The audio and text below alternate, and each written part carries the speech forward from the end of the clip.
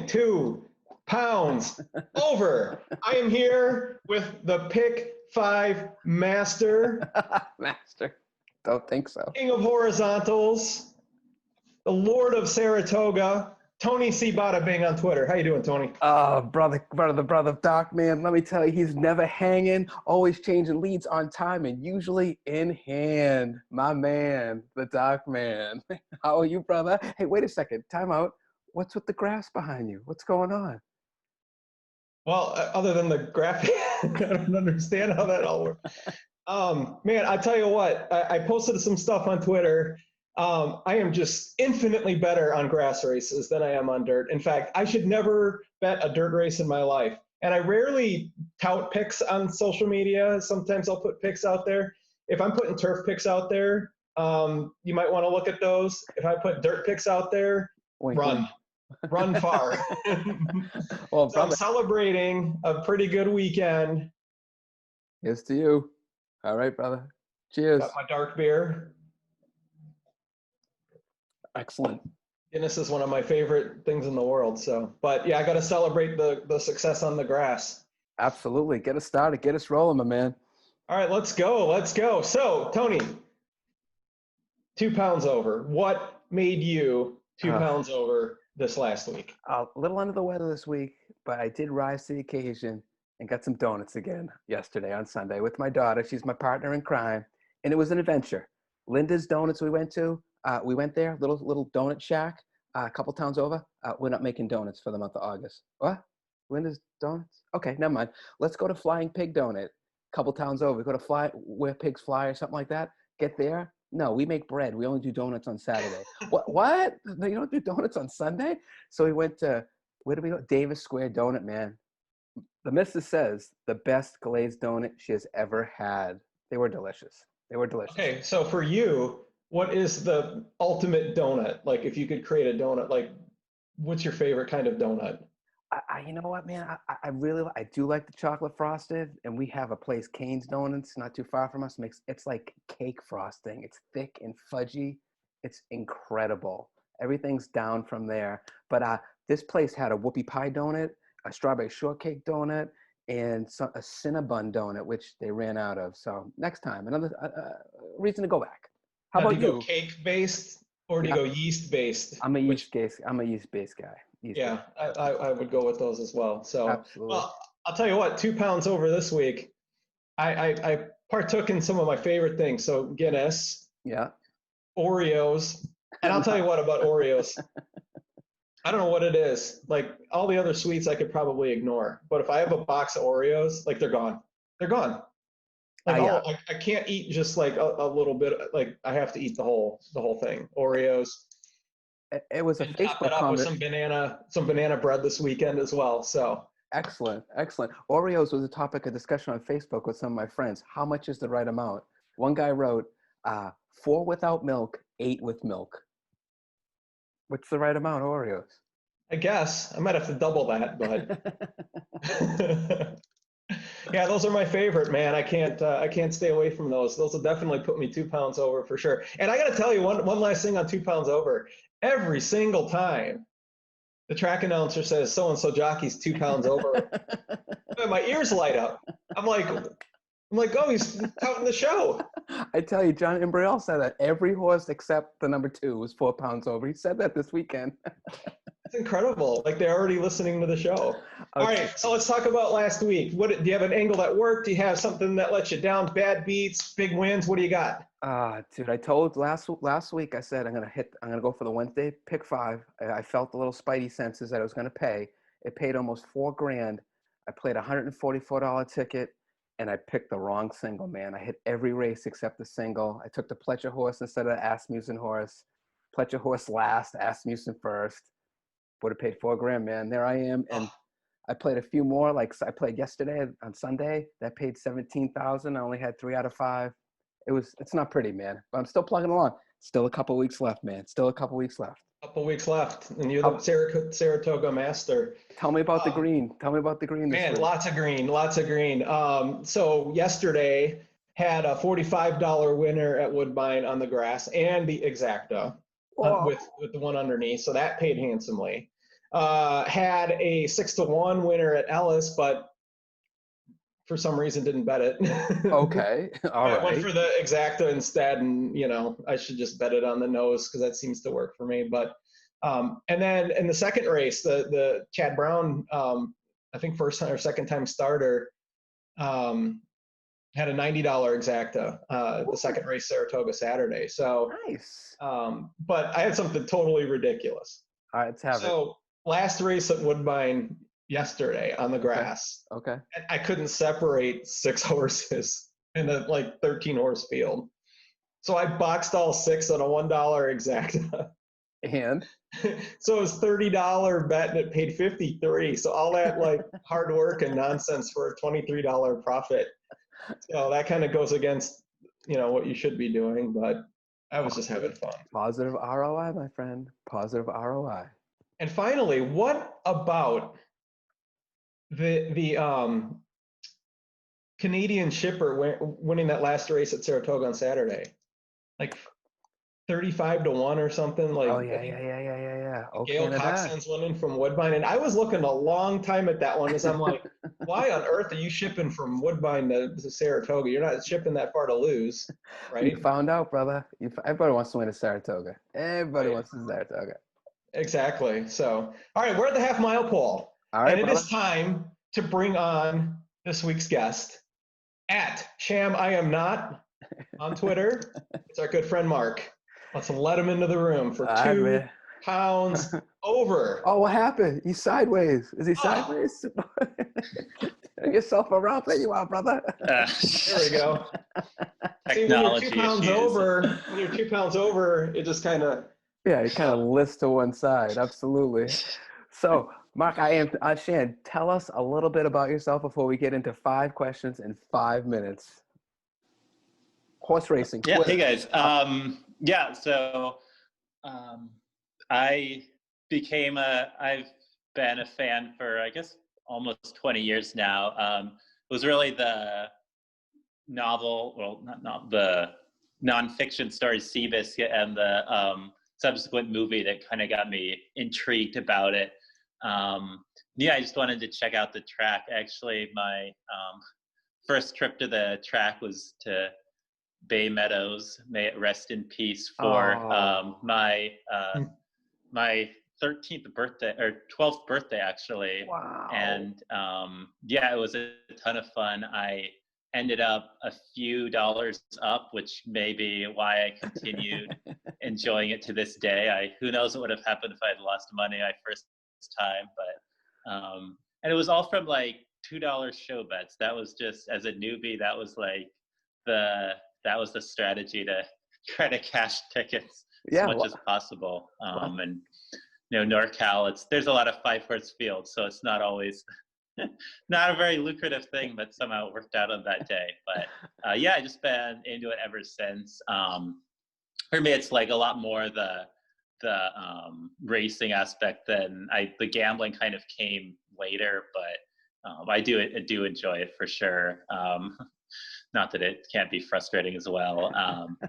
And I kind of been off and on. I kind of got out of touch with it when I went to college, but then I graduated and I had more time to start following again. Here I am. That's it, man. Bay Meadows, great track. It used to run this time of year. It's a beautiful track. So I missed it as well. I know it ran at about the same time as Saratoga. So, hey, Dark Man, you gonna kick us off with? Let's go. We're going to start off with the first question we ask everybody. Mark, in the last day or week or whatever, what have you eaten that has made you 2 pounds over? I've had a lot of time to cook with everything going on, staying inside a lot. And the one thing I made over the weekend that I very much enjoyed were these, it's called carrot cheese patties. It's like a little, kind of almost an appetizer. It's my go-to for potlucks, but there aren't really potlucks anymore. So I just make them for myself. And they were very good as always. I had to use mozzarella instead of cheddar because I don't make any extra trips to the grocery store. I don't have to, so I'll just be substituting a lot, and it still worked out. But that was pretty good. I made some mozzarella gnocchi for dinner last night. That was delicious as well. Come on. I've really been getting into cooking a lot more lately. Ah, it sounds good, man. And I mean, trying to eat more veggies. I'm gonna have to hit you up for that recipe. Horses Oh probably yeah, like for that sure. too, man. Horses will probably eat that stuff too. Absolutely. I think Carrots, they come would. on. Yeah, Yeah. it's a lot of carrot. Oh my goodness, that's awesome. So one of the things that you're known on Twitter is the big race bingo boards. Now tell us like how that evolved, and has it been easier or harder in this strange 2020 year to create those bingo boards? Um, yeah, it started because well, I guess the truth is that I've like seen versions of it before and sort of like joke bingo boards, and I've seen some like race bingo boards, and I figured that I could just combine the two. And yeah, it definitely I have them all saved in a Google Drive folder because that's just the kind of person I am. And I've looked back at the originals, and yeah, they have changed a lot. It used to be a lot. It's gradually become less and less realistic. Like the original ones were things that actually happened, Right. and it's just slowly but surely become like absurd scenarios. And yeah, in terms of 2020, I think it's been more easier than harder because, well, a lot of it's doing the same races over and over again. It can Right. start to get like routine and unoriginal. So with this, there's been definitely been a lot more opportunity for new Strange, ideas. But yeah, strange I days. haven't even thought about the Derby one yet. Honestly, I mean, looking at the field, there's a lot of horses who I know very little about, so that might make it a little difficult. I just saw a new horse on the list winning something I'd never even heard of, so that'll make it a little difficult. But we'll see what happens. Gotta know the players. All right, Doc, man, you're up. So Mark, your Twitter handle is Sham I am not. So my question is, why are you not Sham? Um, I'm well. I mean, I guess it's kind of like ironic because a lot of what I post is a sham. So I think originally I wanted to be Sham I am, but that wasn't available. So I added the not because I'm not that horse who lost to Secretariat, but I am in another sense. So I guess it's open to interpretation. I love it. Good. That's good, man. Thanks for explaining. I bet you a lot of people are wondering that same question, Doc, man. So Uh-huh.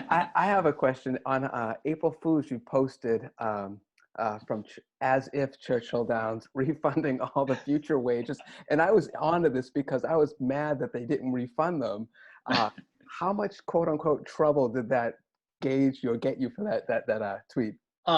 It was by far the most I've ever gotten into. I was surprised it spread as far as it did, but there were some big name reporters who did Yes. report on it. Steve Bick, I think, was the biggest. Right. Fair. I got the screenshot before he deleted it.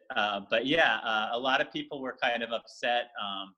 I had like the profile picture of the Derby media account, so I think a lot of people thought didn't realize who it was coming from, and they were like, and one specifically said they hoped I fell off that ledge, meaning the person in the picture who wasn't even me.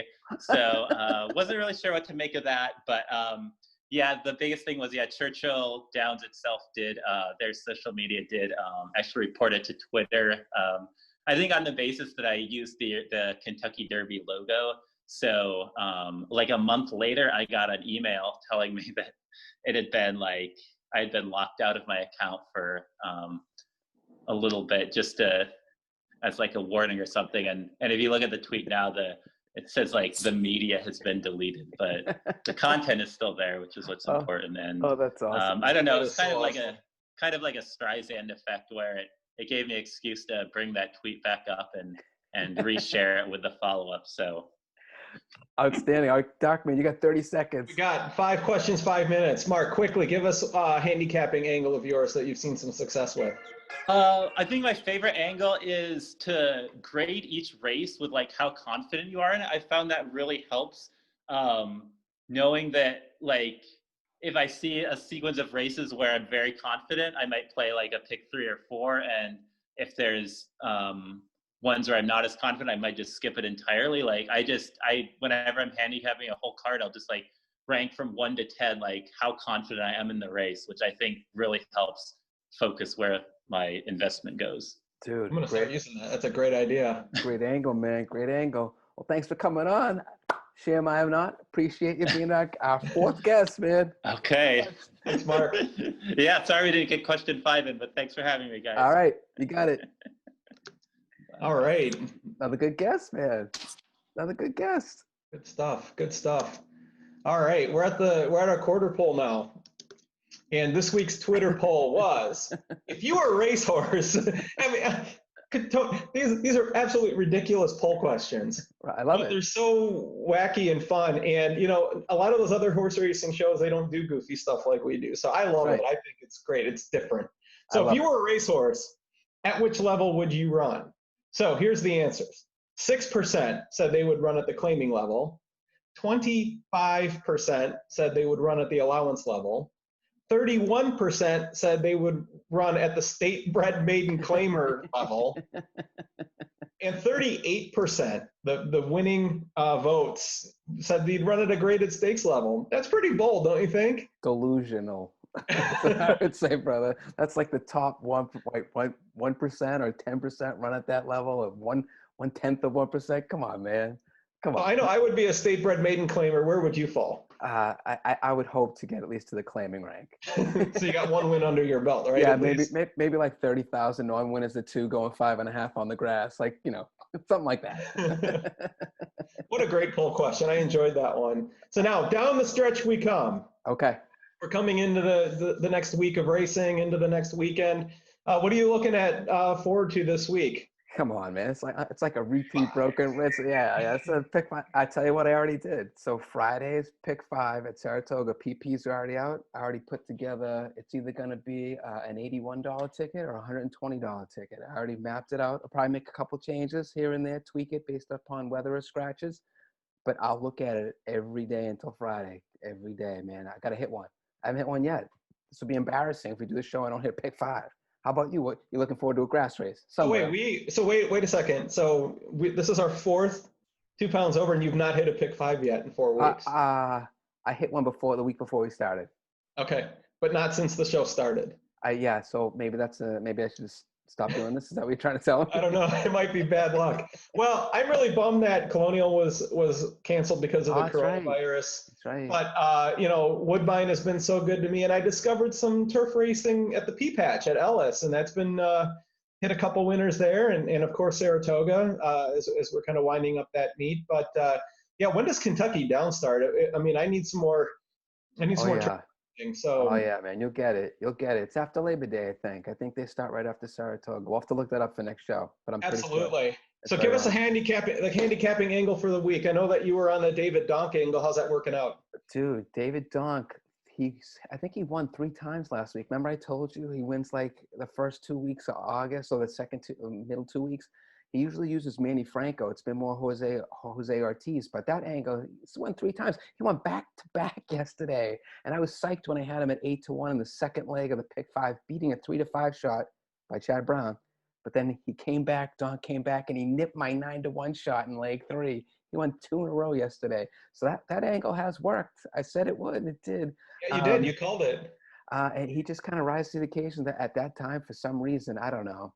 But I also look at a bet against, you know, any kind of horse that's hanging, especially as a favorite. And that's usually one that drops down in class. Those horses that just can't make the finish line, man. You can't be afraid to bet against them, even though they're going against softer fields sometimes. That's mine. How about you?